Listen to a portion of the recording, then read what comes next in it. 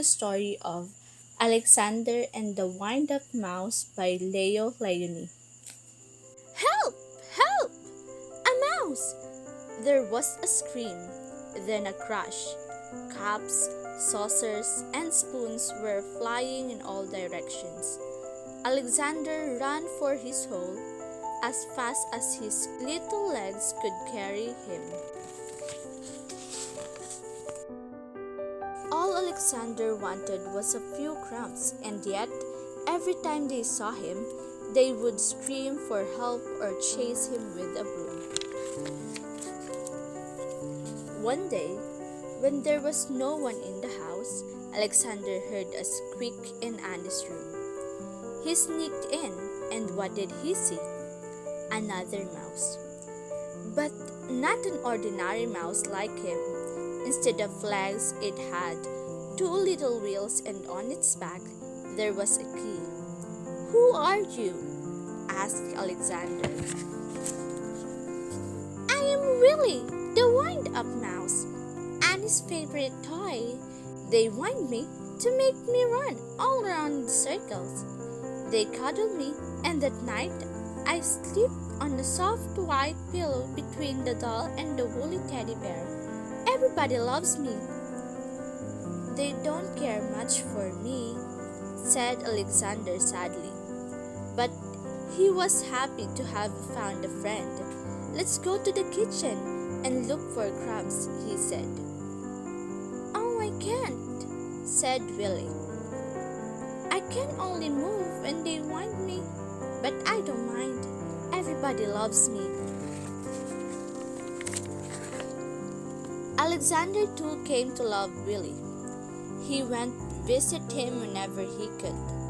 He told him of his adventures with brooms, flying saucers, and mousetraps. Willie talked about the penguin, the woolly bear, and mostly about Annie. The two friends spent many happy hours together. But when he was alone in the dark of his hideout, Alexander thought of Willie with envy. "Ah," he sighed. "Why can't I be with a wind-up mouse like Willie and be cuddled and loved?" One day, Willie told a strange story.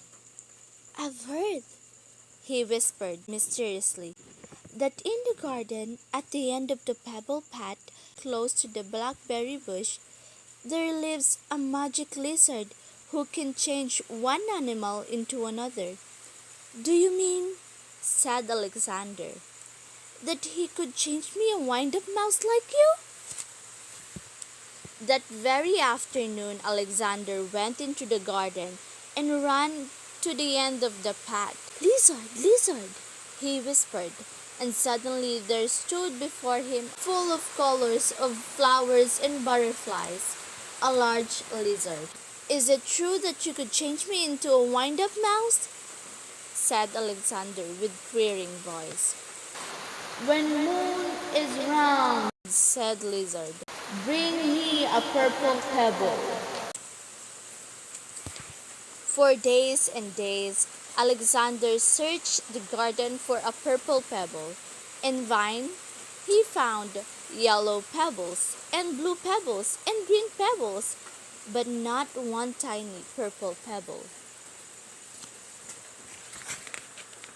At last, tired and hungry, he returned to the house. In the corner of pantry, he saw a box full of old toys, and there between blocks and broken dolls was Willie.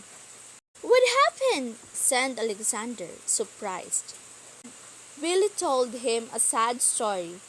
It had been Annie's birthday. There had been a party, and everyone had brought a gift. The next day, Willie sighed. "Many of the old toys were dumped in the bags. We will all be thrown away." Alexander was almost in tears. Poor Willie, he thought. But then suddenly something caught his eye. Could it really be? Yes, it was. It was a little purple pebble. All excited, he ran to the garden, the precious pebbles tied in his arms. There was a full moon. Out of breath, Alexander stopped near the blackberry bush. Lizard! Lizard! In the bush! He called quickly. The leaves rustled, and there stood the lizard. The moon is round, the pebble found, said Lizard. Who or what do you wish to be? I want to be. Alexander stopped. Then suddenly he said, Lizard, lizard, could you change really into a mouse like me? Lizard blinked. There was a blinking light, and then all was quiet. A purple pebble was gone. Alexander ran back to the house as fast as he could. The box was there, but at last it was empty. Too late, he thought. And with envy heart, he went to his hole in the baseboard.